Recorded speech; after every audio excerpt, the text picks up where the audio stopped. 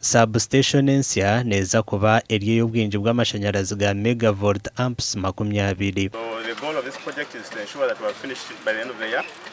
We have progressed significantly, as you can see. Right now the civil works are ongoing.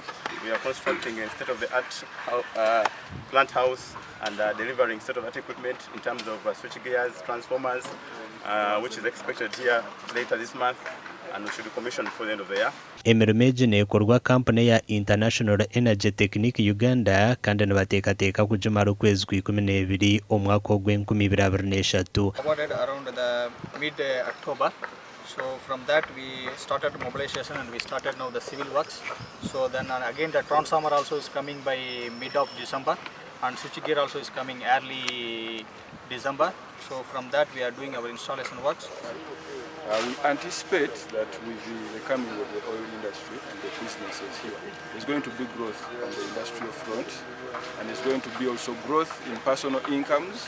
Engineer Isaac Aserwada yagamba ngu bariyo nibakora na switching station omuri Jinja. Celestino Barungi orukura UMEME Uganda Limited yagamba ngu substation egi neza kubayamba okurunda n'amashanyarazi okuruga Kinyara, Kabarega hamwe na Nagandi. Then secondly, government and tuija kulaunching within December program you're connecting our customers for free. Government in the target you're connecting our million yaba customers. So preparing a system for absorbing our connections ni kireke twayombeka M station hano.